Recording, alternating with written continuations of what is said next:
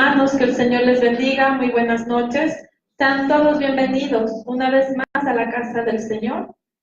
Y también saludamos a todos nuestros amados hermanos, pastores y público en general que nos ve a través del canal de Teología Bíblica.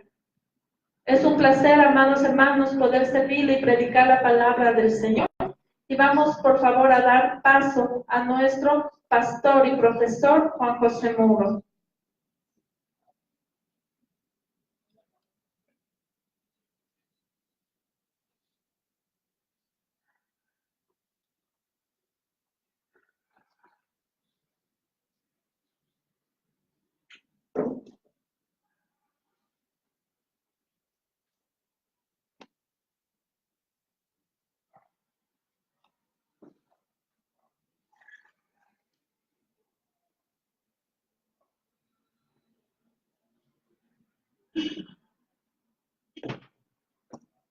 El Eterno les bendiga grandemente, amados hermanos que se encuentran acá en la Escuela Bíblica de Teología Cristiana de Sana Doctrina del Ministerio de Restauración a las Naciones.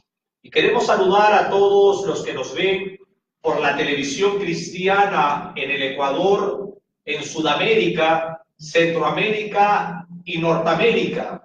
Qué honor tan grande el poderlos tener en la escuela bíblica, donde estamos llevando o contribuyendo a la santidad de la iglesia de nuestro Señor Jesucristo. Tenga la amabilidad de ponerse de pie para orar a Dios, por favor.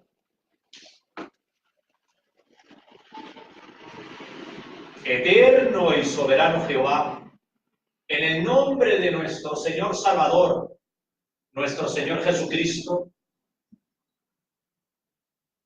queremos, Padre, presentarnos delante de usted para pedirte, Jehová, de que por favor tengas la gentileza de santificar, Jehová, nuestras almas, santificar aún nuestros oídos, nuestros ojos, nuestra boca, nuestras manos, porque el día de hoy, Padre, vamos a escuchar palabra santa que viene del cielo. Vamos a abrir el libro de los libros con una palabra inspirada, soplada por usted a través de la tercera persona de la Trina Deidad. Padre, cada vez que nos acercamos a usted, venimos con mucho temor y temblor, porque estamos trillando ante un lugar santo. Eterno Jehová, por favor, Dios mío, en estas fechas que se aproximan, el mundo secular y mucha iglesia cristiana vive un movimiento emocional sobre lo que se llama la natividad, para referirse al nacimiento de nuestro Señor Jesús. Pero el día de hoy la Escuela Bíblica, Padre, inspirada por su Espíritu Santo, queremos enseñar, Padre, sobre la Biblia, sobre la vida histórica del Señor Jesús, el Maestro Divino. Maravilloso Dios, queremos honrar a todos nuestros pastores que nos ven por la televisión cristiana, a todos nuestros siervos y siervas que están en la escuela bíblica. Queremos orar por los enfermos que están postrados en sus casas y que por alguna razón ellos no pueden, Padre, asistir a la casa de Dios. Queremos honrar a aquellos que los cuidan, padres, hijos, enfermeros, doctores, que hacen una labor tanto profesional como solidaria.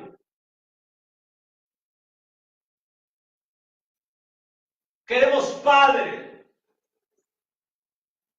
que por favor extienda el entendimiento, tanto espiritual como emocional, para aprender a escuchar su santa palabra.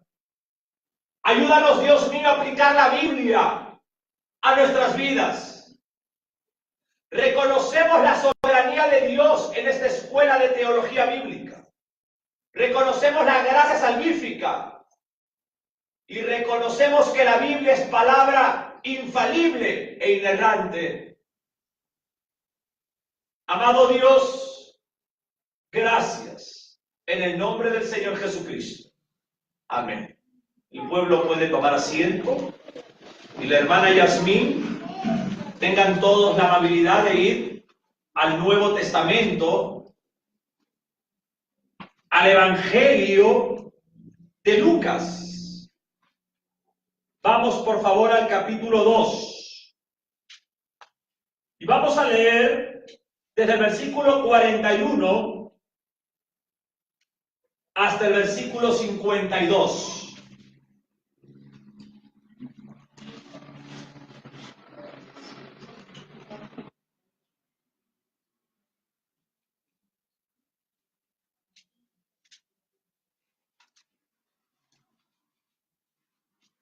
Puede leer la hermana Yasmín. Gloria al Señor. Leemos la palabra del Señor en el nombre del Padre, en el nombre del Hijo y en el nombre del Espíritu Santo. El Evangelio de Lucas, capítulo 2, versículo 41 al 52. El niño Jesús en el templo.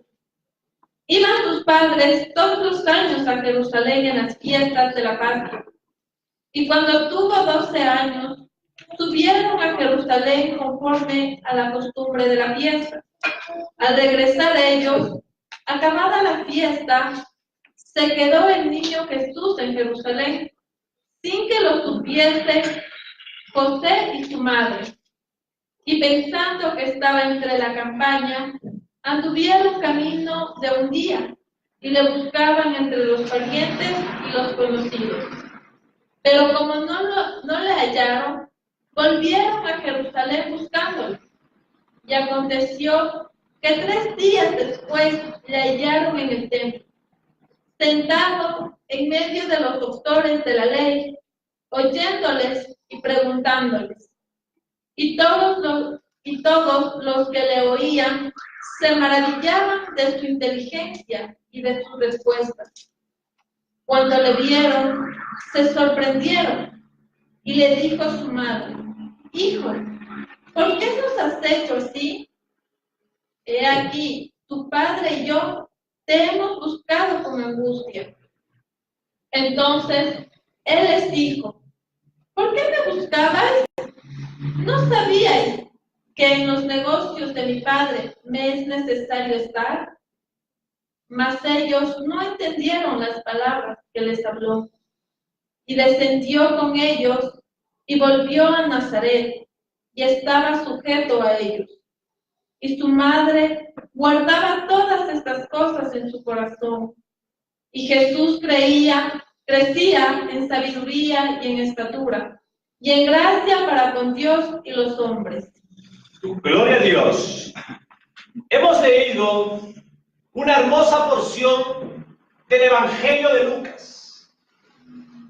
El autor de este Evangelio es Lucas, el mismo que escribió el libro de los Hechos.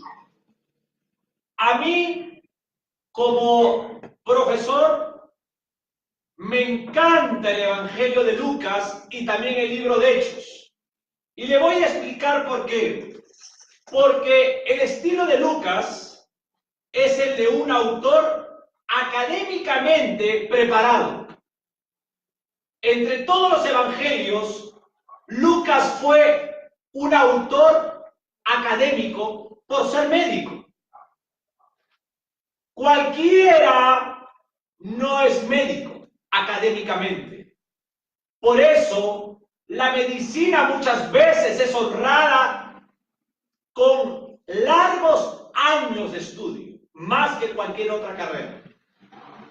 No solamente eso, cuando uno lee el Evangelio de Lucas, usted encuentra a un hombre culto, un hombre académico y un hombre culto, un hombre que no maltrata la dignidad del ser humano al hablar. Y a mí me encantan esos predicadores que protegen la dignidad del hombre o de la mujer. y los ayuda a levantarse de muchas maneras.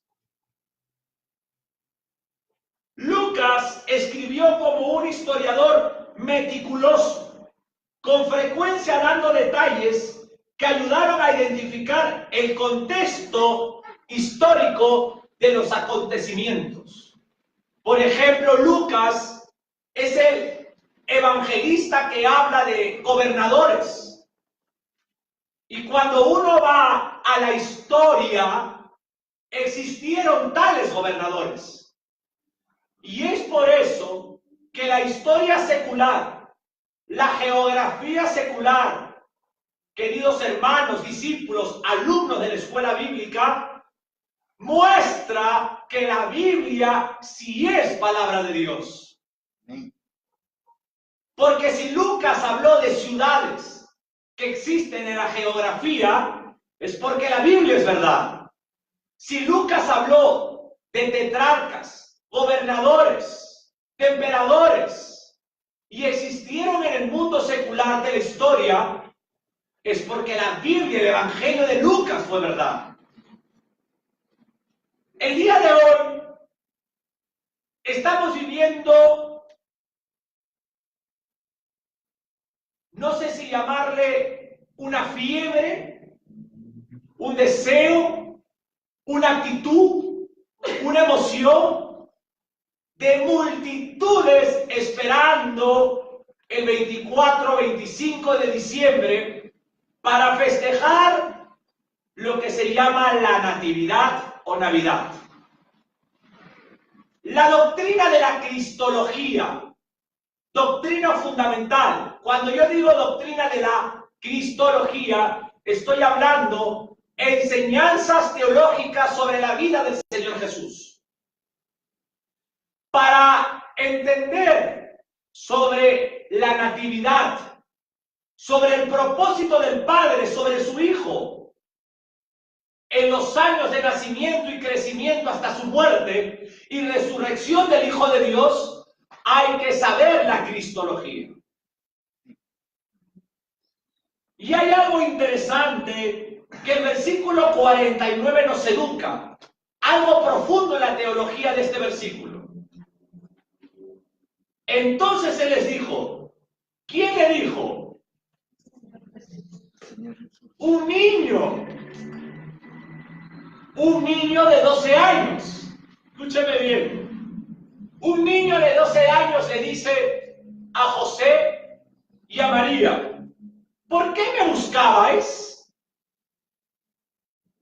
Y él mismo le dice, ¿no sabéis que en los negocios de mi padre me es necesario estar?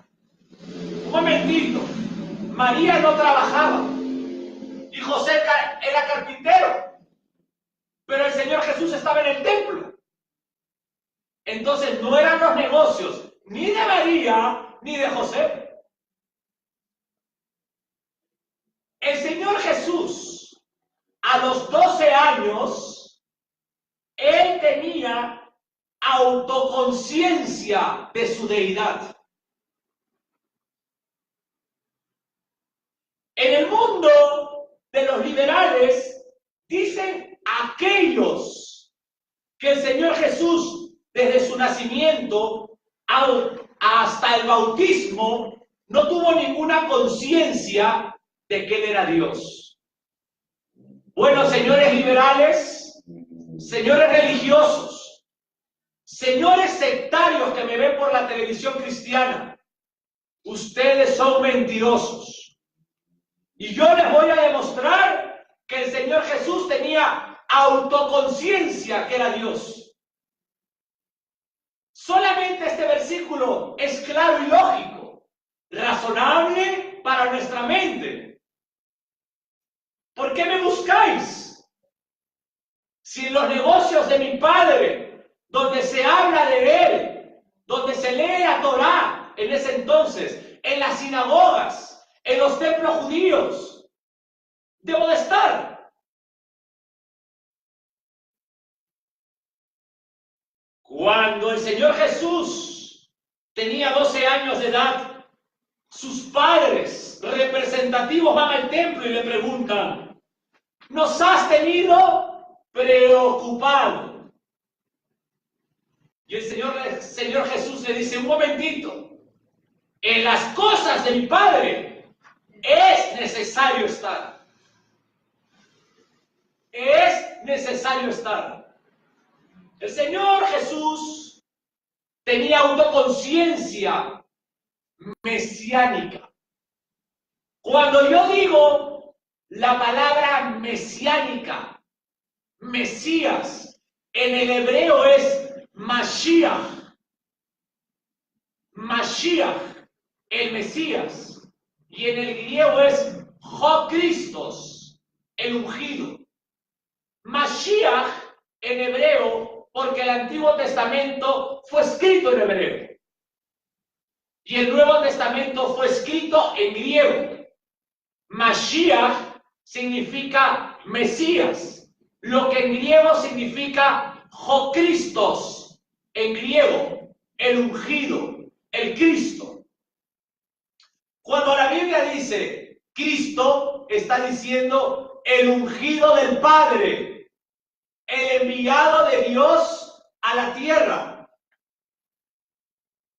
Y él tenía autoconciencia mesiánica. El Señor Jesús sabía que él era el Mesías, el enviado del Padre. Por eso él agarra y dice, ¿por qué te preocupas, María? Si es necesario estar en las cosas de mi Padre, no en las cosas de José. Yo he venido a la tierra no para ser carpintero. Yo vine a la tierra para los negocios de mi Padre, para exponer el reino de Dios en la tierra, para decirle al mundo que yo soy el enviado, el Mesías, el Hijo de Dios, Cristo hombre, Dios hecho carne. El Señor Jesús, como hombre, tuvo que aprender la Biblia. Y eso es algo que todos nosotros debemos de saber. A la casa de Dios se viene con Biblia. A la escuela bíblica de teología se viene con Biblia, con cuaderno y con lapicero. ¿Por qué? Porque los negocios que nos interesan en nuestro corazón debemos de estar para aprender.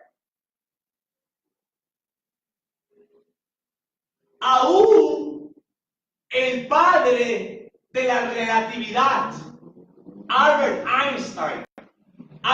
Einstein, cuando le preguntaron, señor Einstein, ¿cuánto cree usted que tiene de coeficiente intelectual? Este maestro científico que un día dijo, Dios no juega los dados, creí en Dios, agarró y dijo, no creo que tenga más de 4%. ¿Cuánto tendremos nosotros? Es más necesario que nosotros traigamos un cuaderno para apuntar. Muchos piensan que el Señor Jesús, ahora, Jesús, Yehoshua, en hebreo, es el nombre por el cual Dios se puso desde el nacimiento hasta su muerte. Y en los 4 evangelios, queridos alumnos, aparece 612 veces el nombre Jesús. Es el nombre de su nacimiento hasta su muerte. Después aparece solamente en las epístolas 72 veces el nombre Jesús. Y déjenme decirles algo. Después ya aparece el nombre Cristo el ungido. Muchos piensan que el Señor Jesús entró al templo a enseñar a los doctores de la ley. Pues déjeme decirle con todo respeto que están equivocados. El Señor Jesús no fue a enseñar, Él fue a escuchar. Quienes preguntaron al Señor Jesús fueron doctores de la ley y se sorprendieron que un niño de 12 años tuviese tremendas respuestas para los doctores de la ley. Recordemos que el Señor Jesús tenía autoconciencia mesiánica. Por lo tanto, sus respuestas eran divinas, para entenderlo así. El Señor Jesús no podía enseñar en una sinagoga, porque no tenía la ley, no tenía la edad canónica para enseñar. Por lo tanto, no era permitido por los judíos que un niño de 12 años enseñara. Es por eso que él no pudo enseñar. Si él fue a escuchar la Torá, y si él escuchó, porque era necesario que como hombre aprendiera la Biblia, no como Dios en segunda persona, sino como hombre. Cristo hombre, Dios hombre. Sígame con profundidad. El Señor Jesús es impecable. Él amaba la palabra como la amamos aquí, por ser impecable, por ser santa. El Señor Jesús tuvo que evolucionar la mente como un hombre y aprender la Biblia como hombre. La naturaleza humana del Señor Jesús es absolutamente separada de la naturaleza divina. Escúcheme la teología de la unión hipostática. Cuando yo hablo unión hipostática, estoy hablando de la unión divino con la naturaleza humana. Lo que poderosamente se llama en la cristología, la doctrina del Señor Jesucristo, la encarnación.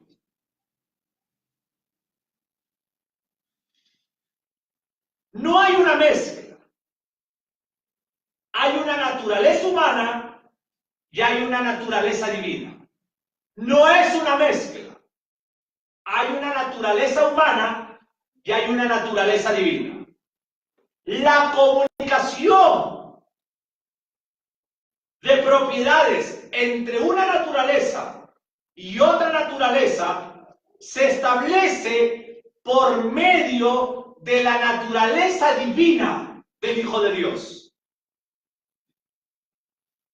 Luego, Dios permite que la segunda persona de la deidad, su naturaleza humana, funcione como una persona normal, experimentando limitación.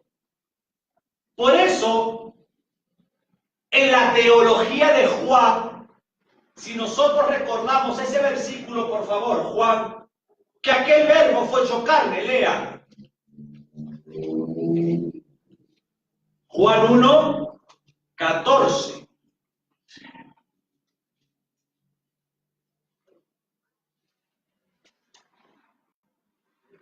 Gloria al Señor. Juan capítulo 1, versículo 14. Y aquel verbo fue hecho carne y habitó entre nosotros, y vimos tu gloria, gloria como el unigénito del Padre, lleno de gracia y de verdad. Miren, hermanos, gracias, hijas. Aquel verbo fue hecho carne. ¿Qué significa eso? Cuando habla de carne, está hablando de límites. Está hablando de limitación. El Señor Jesús en su naturaleza humana, tenía limitaciones. Yo les hago una pregunta. El Señor Jesús estaba en el templo a sus 12 años, pero no estaba en su casa al mismo tiempo. Solamente estaba en el templo, porque la naturaleza humana tiene limitación dentro del globo terráqueo. Por lo tanto, esa naturaleza humana, ese Jesús de Nazaret, ese hombre, escúcheme bien, funciona como un hombre como usted y como yo. Y por lo tanto, ese hombre, Jesús de Nazaret, crece, nace, empieza a tomar la mamila, el seno de María, de ahí su papilla, de ahí su compota, su gerber, de ahí su fruta aplastada para que no se atore. De ahí empieza a comer su sopita licuada. De ahí le salen sus primeros molares y ya María le da carne, pollito. María mata una gallina con José, se hace un buen caldo de gallina con bastante limón que existía en aquel entonces. Y ese Jesús de Nazaret, ese Dios hombre, empieza a probar su caldo de gallo, su caldo de gallina. Amén. Y crece, robusto, porque tenía que ayudar a José a traer la madera. No era un desnutrido. Yo me imagino al Señor Jesús, niño fuerte, adolescente fuerte, sano en su mente. De repente le salió acné a los 14 años, porque su desarrollo hormonal de varón.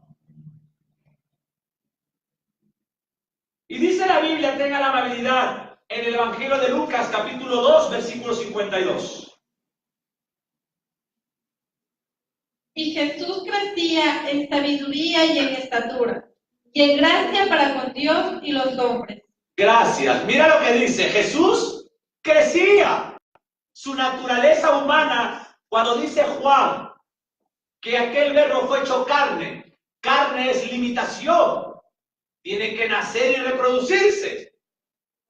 Entonces, cuando él fue al templo, no fue para enseñar, sino fue para escuchar. Y si le preguntaron algo, él tuvo la respuesta acertada, porque él tenía conciencia mesiánica. Muchos, el 24 y 25, agarran un árbol y lo llenan de luces y se regalan entre ellos y hablan de Jesús, pero no conocen la historia de Jesús. Qué hermoso es reunirnos todos los días, incluido el 24, y sentarnos con la familia y poder expresar, contar quién es Jesús.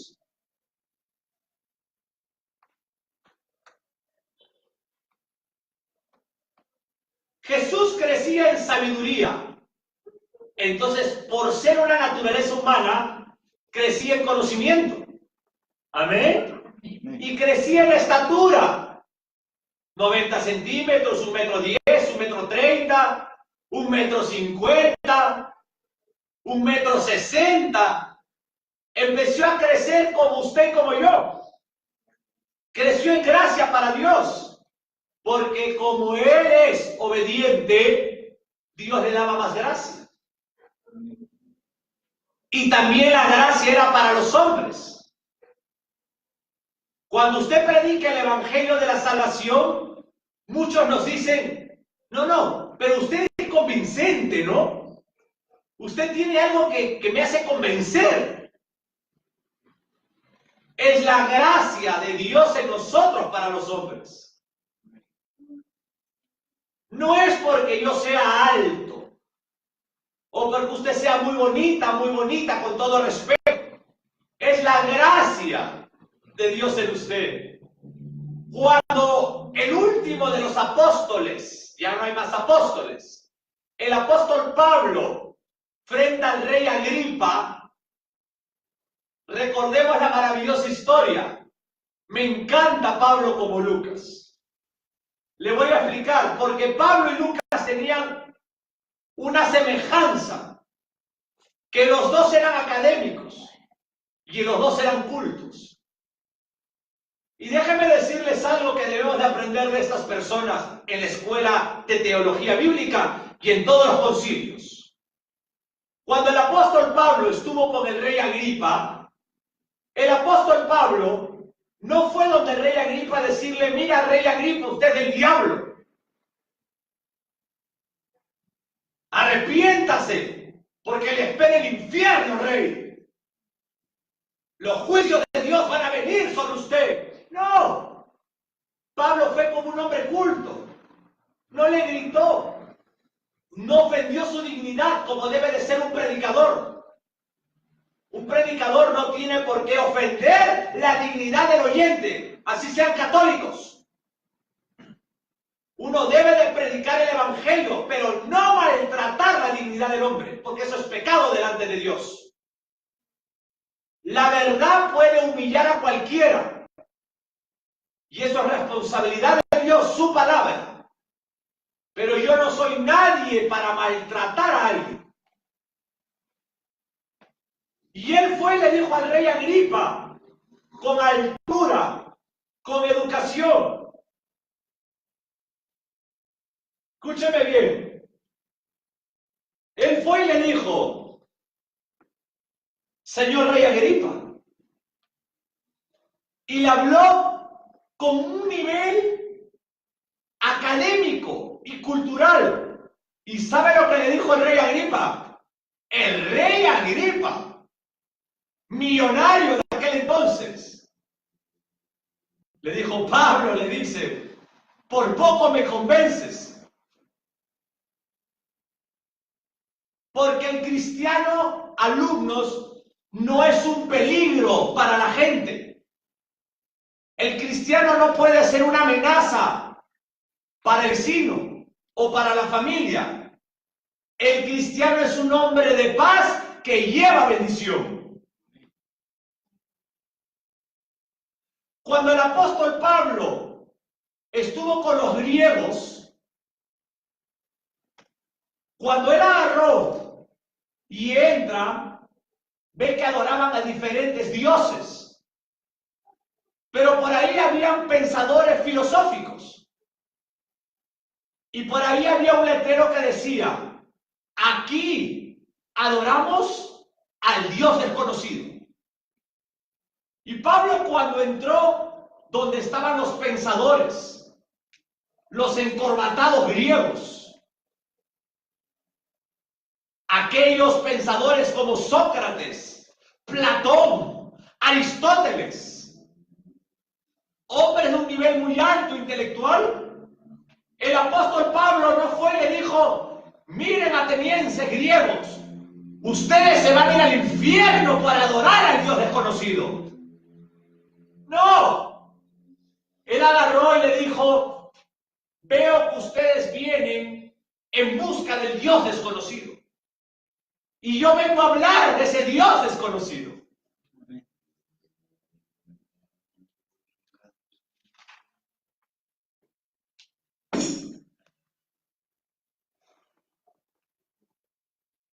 La sabiduría en el concepto de Dios solo es posible por medio de la palabra de Dios. La palabra hace sabio al sencillo.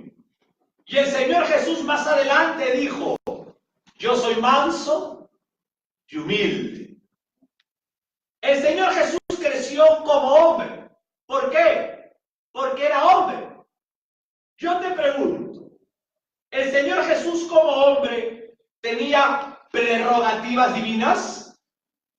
Claro que sí, por cuanto esa naturaleza expresa la realidad de la persona divina que la sustenta.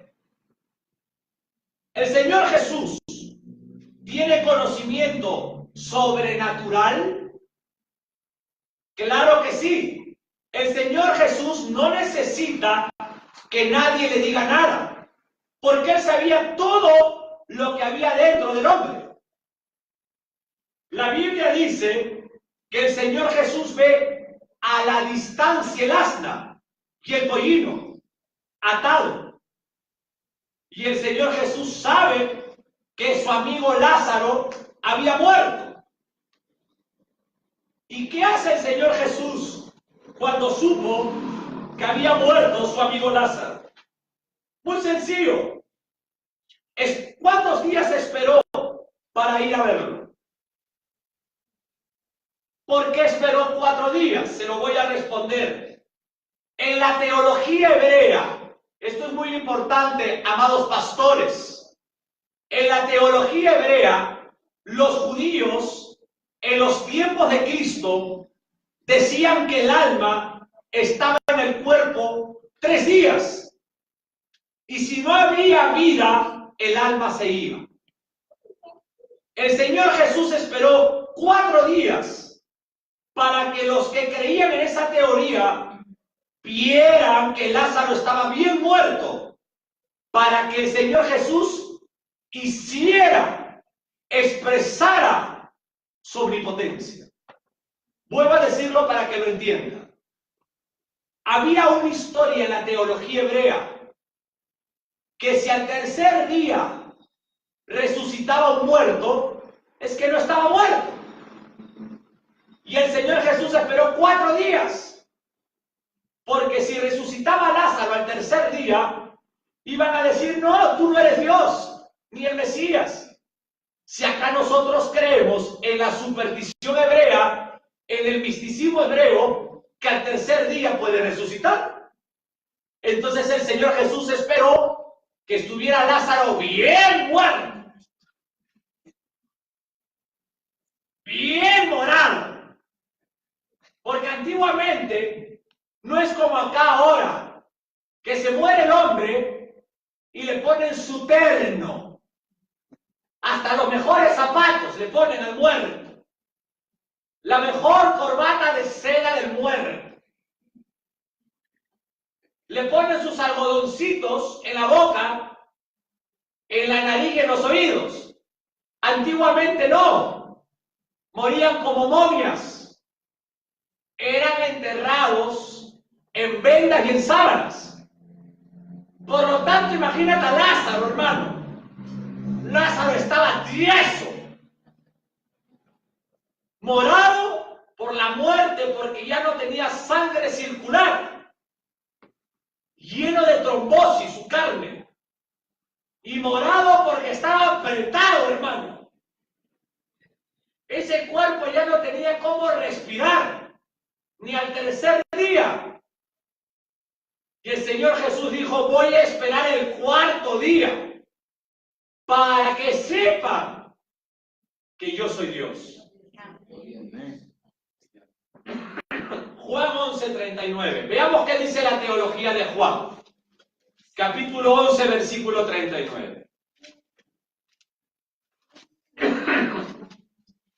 Capítulo 11, versículo 39.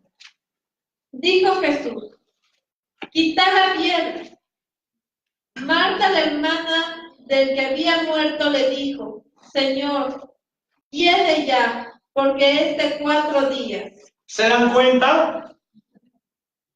El Señor Jesús con la autoridad de Dios le dijo, no con la autoridad de hombre, sino con la naturaleza divina, habló la boca de hombre. Y mira lo que dice, quitad la piedra. Él no dice, por favor, quita la piedra. Quita, sácala. Esa voz hace temblar a cualquiera, hermano. Porque es una voz de trueno. Porque Él es Dios. ¿Y qué hace Marta? Señor, le dice, ya tiene 4 días muerto. Incrédula Marta. El Señor Jesús no le responde por amor a Marta, pero Él le pudo responder: Marta, yo soy Dios, yo sé que tiene 4 días, y yo vine el 4.º día para que vean mi gloria.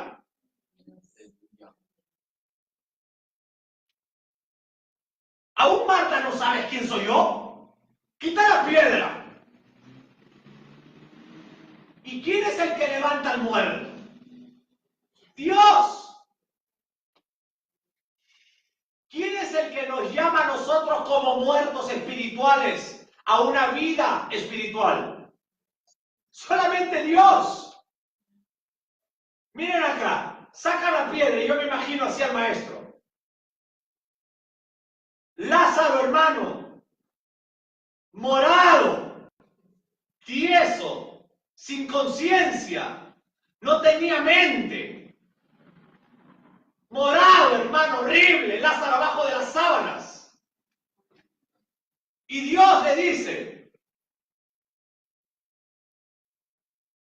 Lázaro, levántate y ven acá. ¿Quién es el que da la orden para levantar un muerto y darle vida? Dios. Aquel que dijo: yo soy la vida. Y yo doy vida y vida en abundancia. No habla de dinero, habla de una vida espiritual rica y una nueva Jerusalén en la eternidad. No habla de chequeras, alumnos. No habla de tarjetas de crédito, ni de carros, ni de casa.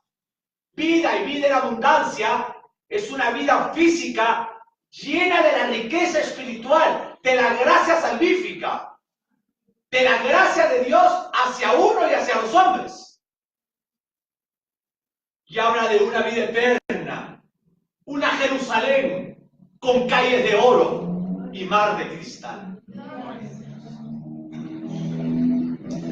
Yo pregunto, ya hemos visto que el Señor Jesús es omnipotente. Si el Señor Jesús no fuera Dios, no le hubiera dicho a Lázaro que se levante entre los muertos. Ahora, ¿el Señor Jesús es omnipresente? Es decir, escúcheme bien lo que estoy diciendo, no se me afane. A ver, el Señor Jesús estaba en Caná de Galilea, por ejemplo, y al mismo tiempo estaba en Nazaret, al mismo tiempo. ¿Ves? Hay que saber escuchar para saber responder. El Señor Jesús estaba en Caná de Galilea, y en ese momento, cuando Él estaba en Caná de Galilea, ¿estaba en Nazaret? No, porque su carne tenía limitación. Entonces, ¿era omnipresente o no? ¿Hay algún texto que hable de la omnipresencia relacionado a Jesús? ¿Sí o no?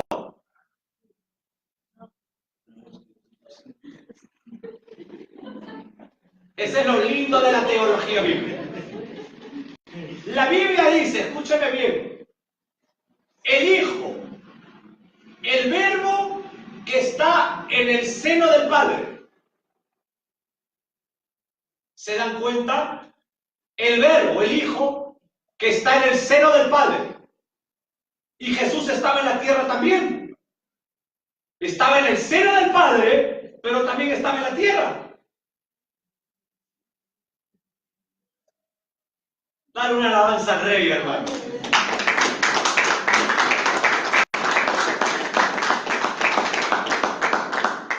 La omnipresencia, ahora te voy a educar en esta parte que confunde la mente finita del hombre. La omnipresencia no corporativa, sino está hablando, cuando habla del seno del Padre, está hablando por medio de la naturaleza divina. no de la naturaleza humana, que le hace en la naturaleza humana divina, le hace al Señor Jesús omnipresente. En el sentido de conocimiento también absoluta, su omnisciencia absoluta, que él sabía todo lo que conocía los hombres, él lo sabía. No por la naturaleza humana, sino por la naturaleza divina. Yo pregunto, ¿esto es difícil de entender, iglesia? Sí. La persona del Señor Jesús es irrepetible. No hay nadie como el Maestro Divino. Además, este Jesús precioso, tierno, dulce, más dulce y tierno que la miel, él dice que donde estén 2 o 3 reunidos en mi nombre, ahí estaré yo, omnipresente. Yo pregunto, ¿Jesús es omnipotente? ¿Jesús es omnipotente? Ahora escuchen esta pregunta. Los milagros que hizo Jesús, ¿los hizo por él como Dios en la segunda persona divina o los hizo por el Espíritu Santo?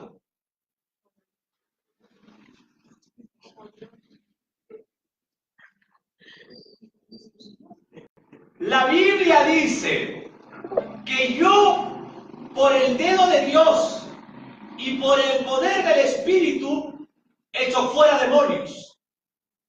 ¿Es cierto eso? Sí. El Señor Jesús de Nazaret dijo, el Espíritu de Dios está sobre mí. ¿Se acuerdan? Los milagros que Jesús como hombre ¿los hizo por el Espíritu o no?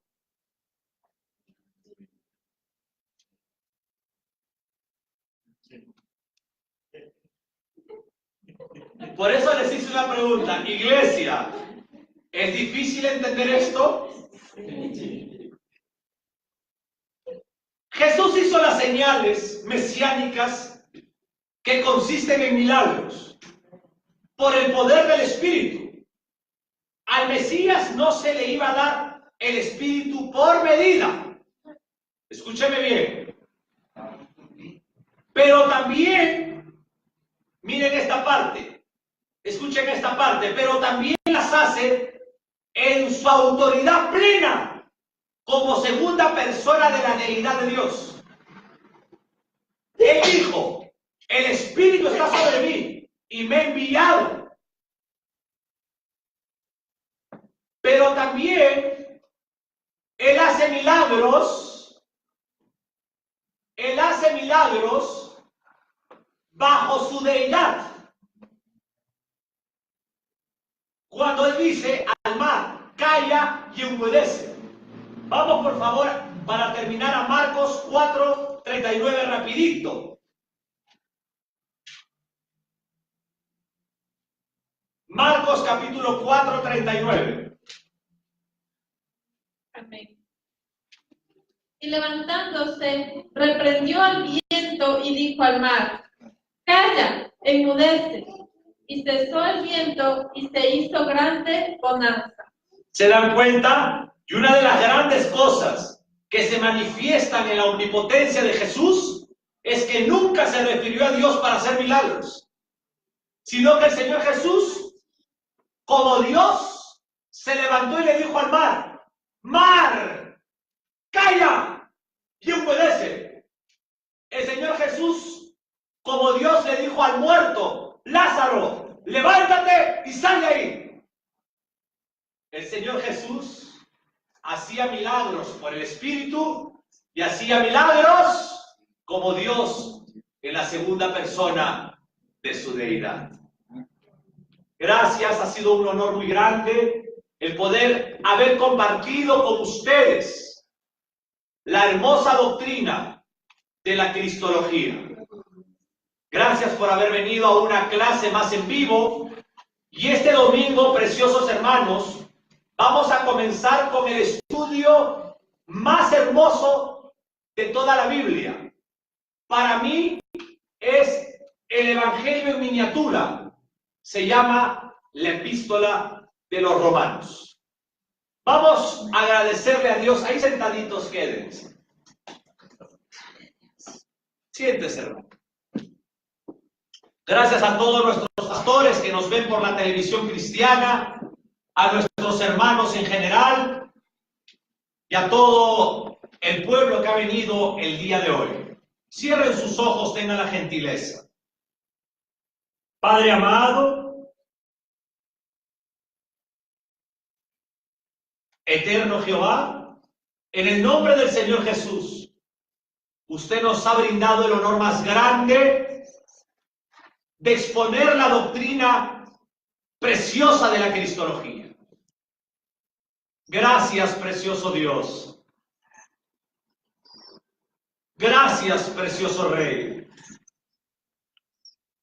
Gracias, Jehová. Le amamos, le honramos, le adoramos y le exaltamos. En el nombre del Señor Jesucristo. Amén. Síganse.